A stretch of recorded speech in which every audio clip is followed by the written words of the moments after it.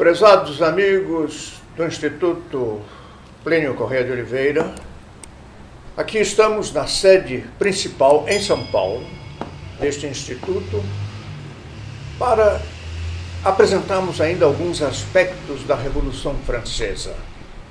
Já vimos vários capítulos desta nossa apresentação, não me lembro bem quantos, mas a Revolução Francesa é inesgotável. Nós podemos analisar seus personagens, os temas, os acontecimentos longamente. Eles sempre trarão lições para a hora em que nós vivemos. De onde classificar a Revolução Francesa, o professor Plínio Corrêa de Oliveira assim dizia, uma parábola da história, aliás, uma expressão já conhecida dos nossos ouvintes, porque eu a mencionei anteriormente. Parábola, pelo menos duplamente, pelo tema que ela levantou, pelo aspecto político-social que ela suscitou e a luta que daí desencadeou, e bem também os personagens que executaram a Revolução Francesa. A Revolução Francesa começou em 1789 com a queda da Bastilha e terminou, segundo alguns autores, em 1815, com a segunda queda de Napoleão, a queda definitiva. O professor Plínio concorda, mas ele corrige esta ideia. A Revolução Francesa não terminou. Ela continua em nossos dias com os princípios que ela lançou e com as manobras sociopolíticas que ela faz.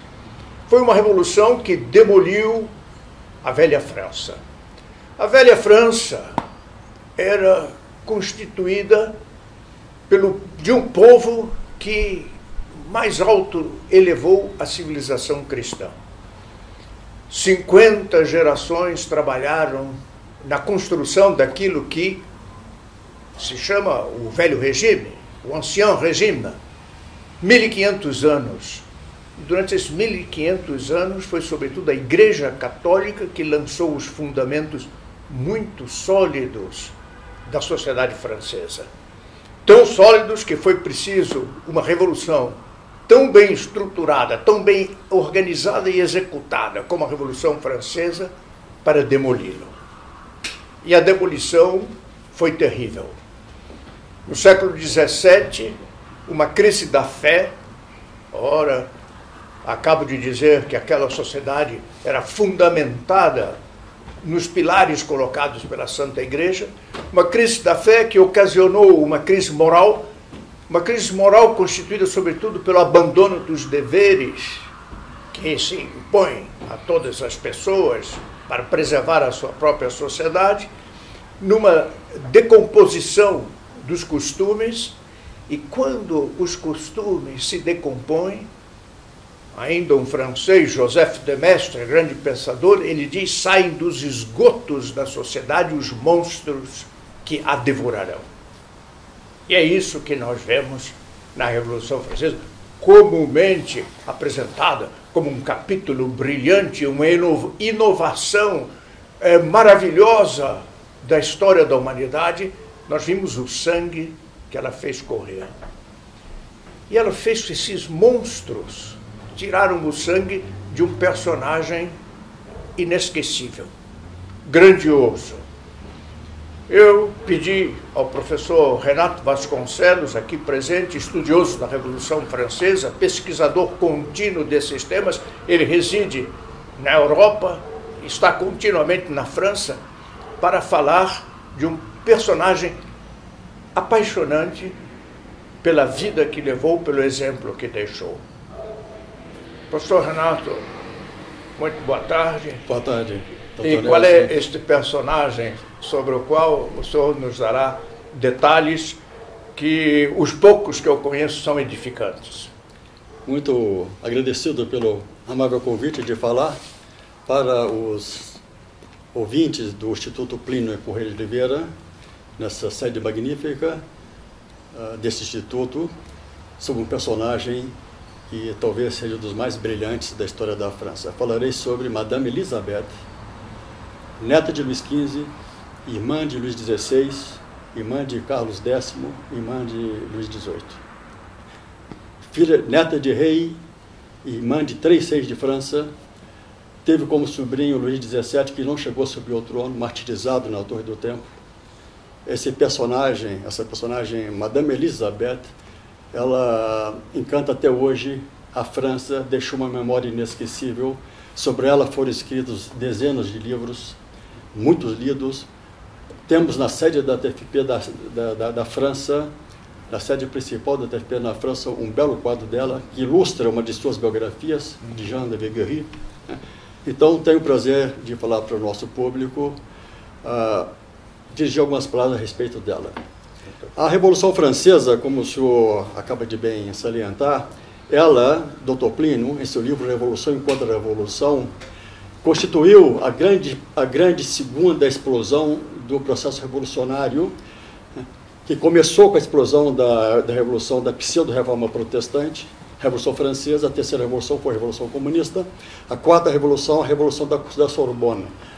A Revolução Francesa, a segunda Revolução, como o Dr. Plínio a denomina em seu livro Revolução e Contra-Revolução, ela aplicou no campo temporal os erros igualitários da pseudo-reforma protestante. Quer dizer, o fundo igualitário da Revolução é muito marcante. É mesmo a mola que impulsiona o processo revolucionário, e ela está presente nessas 3 revoluções e se mostra de modo muito patente na Revolução Francesa.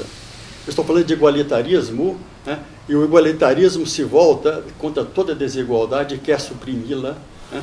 Quer aniquilá-la, né? Odeia toda forma de superioridade.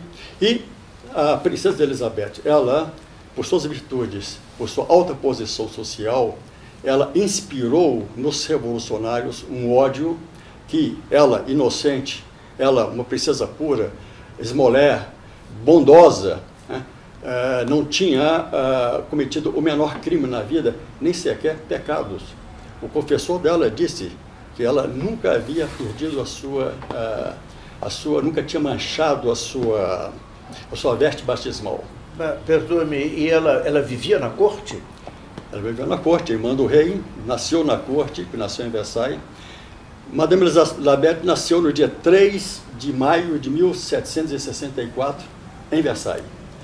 Os pais dela foram o Delfim Luís, filho de Luís XV, casado com uma princesa da Saxônia, Maria Josefa de Sachsen, ou da Saxônia.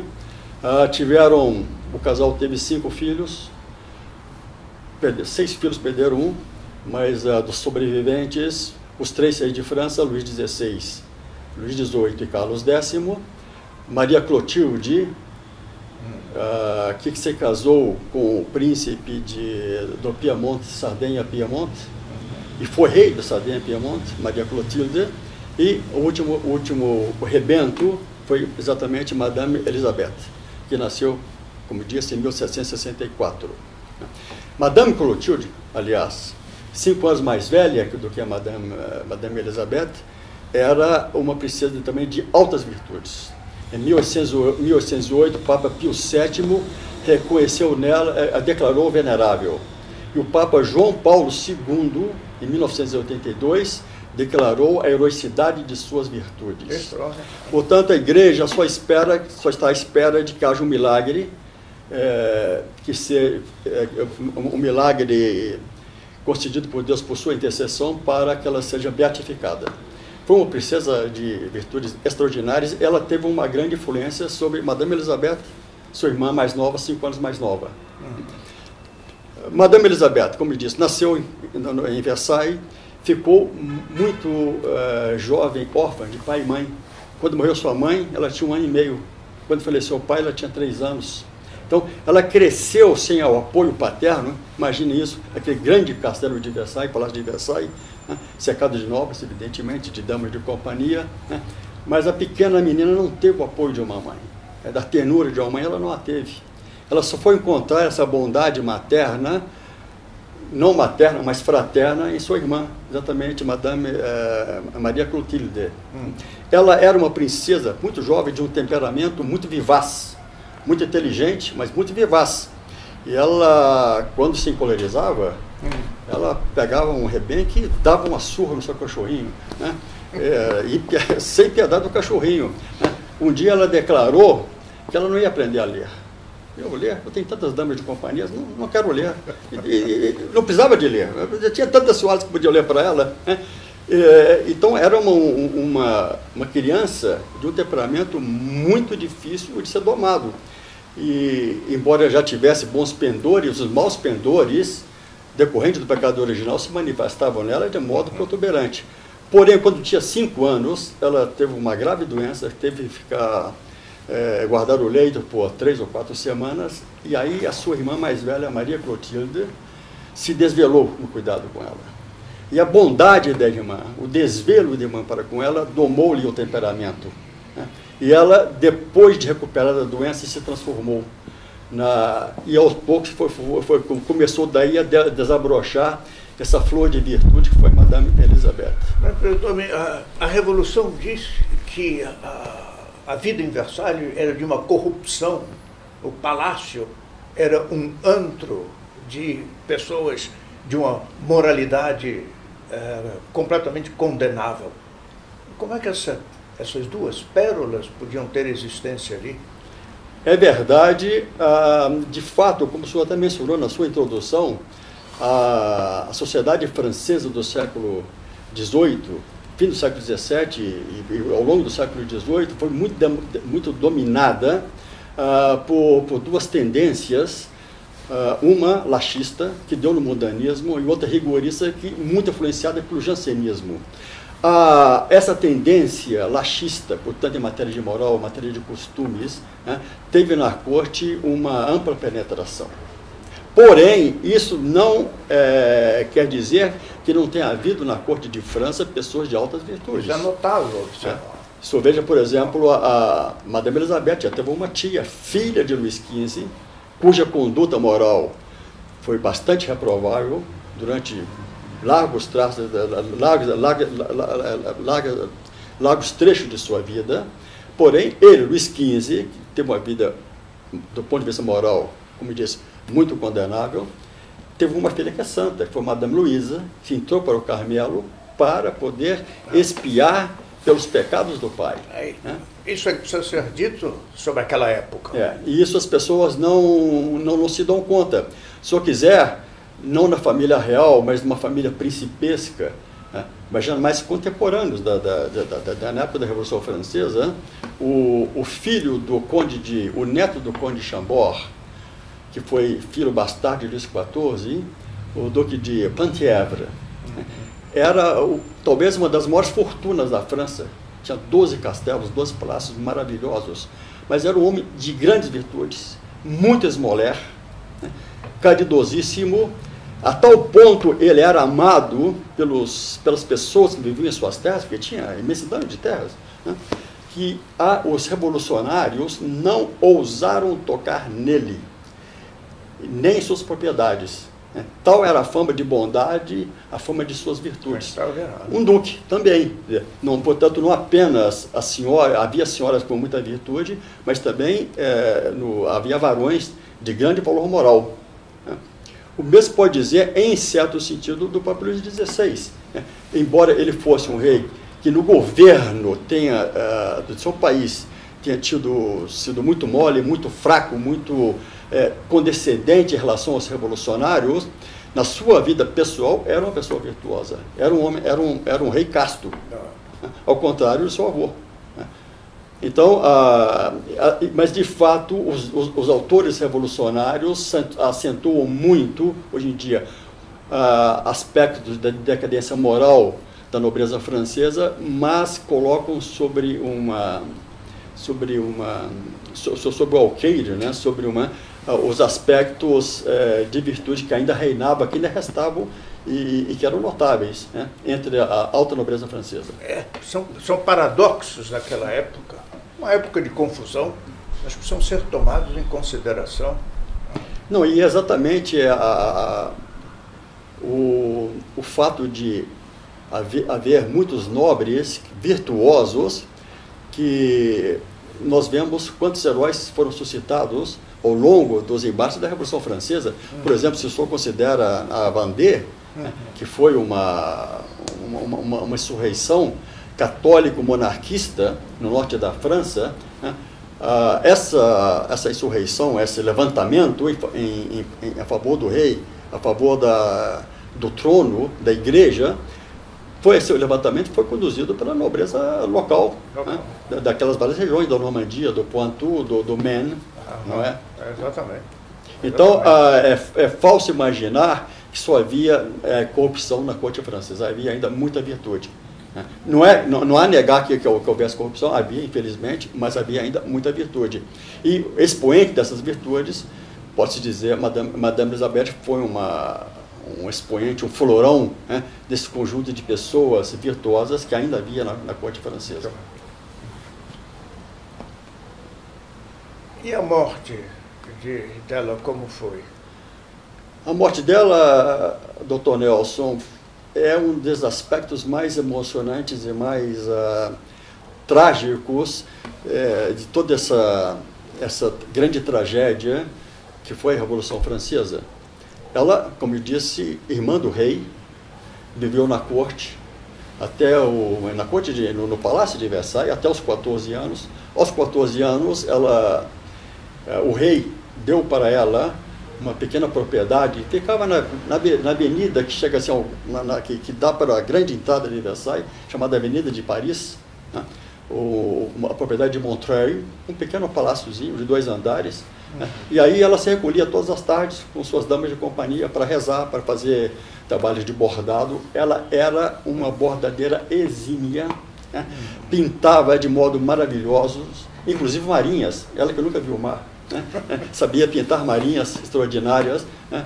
Mas, como diz, bordadeira, a tal ponto que ela não bordava, só bordava de vez em quando, porque ela podia, para não fazer concorrência com as senhoras que faziam bordados, mas os dela eram muito superiores. Né?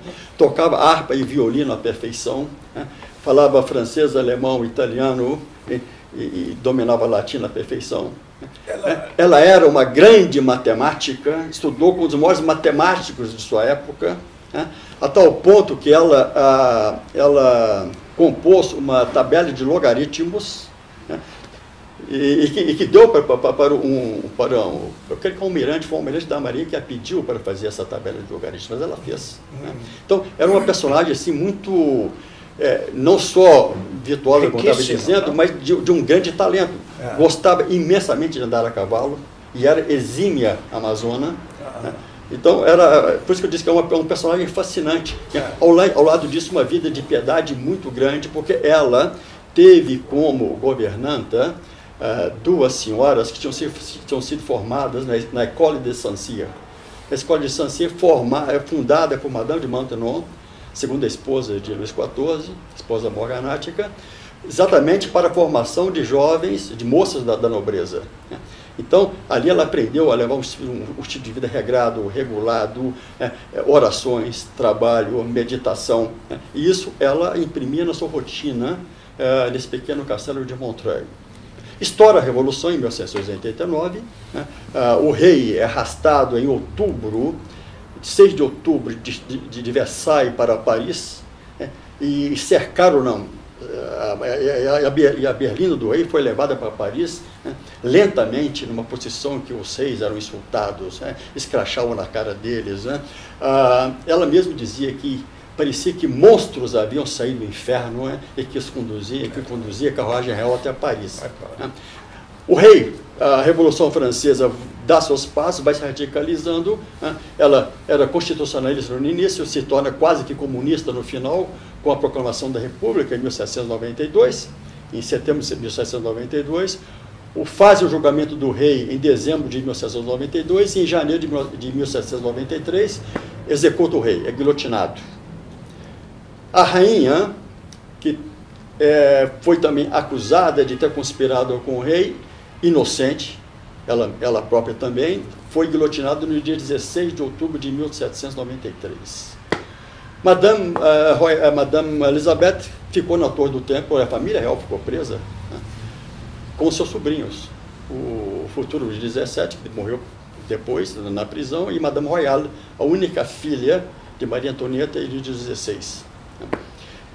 Os revolucionários tentaram por várias vezes fazer o processo dela, mas não encontravam elementos para julgá-la. Ela era apenas a irmã do rei, né? O próprio rei nunca tinha cometido crime nenhum, né? Mas não se condena ninguém que é irmão de um criminoso. Né? Mas tentaram fazer por 2 vezes, não conseguiram. Na terceira tentativa, os jacobinos acabaram dobrando Robespierre e com a cumplicidade de Robespierre fizeram-lhe o processo no dia 10 de maio de 1794. O processo começou às 9 da manhã e terminou ao meio-dia. Ela foi condenada juntamente com 23 nobres, com 23 outros condenados, dos quais 18 nobres. Condenado ao meio-dia, às 5 da tarde fizeram-lhe a toalete fúnebre, que consistia em levar para uma sala ali na conselheria. No mesmo dia? No mesmo dia. Cortaram-lhe o cabelo dela e dos demais, né? Havia alguns nobres que estavam muito desesperados pela morte iminente, né? Por exemplo, uma marquesa de 73 anos estava desconsolada porque ia morrer, não tinha culpa nenhuma, era inocente, né? Sendo morta pelo que ela era. E ela disse: Madame, veja bem, a senhora já viveu 73 anos, ofereça o resto de vida que a senhora ainda tem para Deus, para Nosso Senhor, ofereça como vítima. Então ela animava todos aqueles condenados. Uma senhora, a Madame Comtesse de Montmorin, condenada, tinha 54 anos e um filho de 18. Ela dizia: tá bem, eu vou morrer, mas meu filho tem 18 anos. Madame Elizabeth chegou a se juntar e disse: Madame, senhora, veja só, a senhora vai para o céu e quer deixar seu filho aqui, nessa terra, né, correndo tantos perigos no meio dessa revolução? O senhor não quer levá-la junto consigo também para o céu? Não quer levá-la junto consigo para o céu? Aí a mãe, vendo essa demonstração de fé, de heroísmo de Madame Elizabeth, né, abraçou o filho e disse: não, vamos juntos para o céu. O jovem chamava-se Calista de Montmorin, e cada vez que caía uma cabeça, ele vibrava: Vive le roi! Porque as damas foram executadas primeiro, depois 23 ao total. 24 ao total com Madame Elizabeth. Qual era a idade de Madame Elizabeth? Ela tinha 30 anos? Ela tinha 30 anos e 1 semana, exatamente. Ela nasceu no dia 3 de maio de 1764, foi guilhotinada no dia 10 de maio de 1794, exatamente 20 anos depois da morte de seu avô, Luís XV, que faleceu no dia 10 de maio de 1774. Essa atitude dela na prisão faz lembrar a atitude dos sacerdotes que animavam os condenados a morrer corretamente e se preparar para o céu? Exatamente. Não, e havia entre os condenados, 18 condenados, como disse, 18 nobres, um tinha sido ex-ministro de França, havia um bispo e havia 3 sacerdotes. E ela era que a grande alma que animava todos. Bem, eu sugiro fazemos uma pausa. Sim. Para que os nossos ouvintes pensem um tanto, reflitam nesses acontecimentos que o senhor ricamente acaba de narrar, e continuaremos em seguida, porque a minha curiosidade eu já ouvi falar, mas superficialmente, como morreu ela. Sim, como gosto, continuaremos daqui a pouco. Muito obrigado, professor Renato Vasconcelos. Em breve nós continuaremos com esta narração. Chegamos ao final deste vídeo. Eu espero que você tenha gostado desse conteúdo e que compartilhe entre seus amigos e inscreva-se nesse canal. Eu gostaria de convidá-lo também a fazer parte do Grupo Articulação Brasil. O link para o Grupo Articulação Brasil está aqui embaixo na descrição deste vídeo, junto com outros links importantes. Sendo membro da Articulação Brasil, você terá acesso não apenas à revista Catolicismo, que é enviada impressa ao seu endereço todos os meses, mas também a missa que é rezada pelos membros da Articulação Brasil e pelos seus familiares todos os meses. Então dê uma olhada, pelo menos para conhecer o que é esse grupo Articulação Brasil. O link, como eu disse, está na descrição desse vídeo. Aqui ao meu lado começam a aparecer alguns vídeos recomendados. também dê uma olhada nesses vídeos. Eu estou certo que você gostará também desse conteúdo. Muito obrigado por ter nos seguido até aqui. Viva Cristo Rei e sua Mãe Maria Santíssima.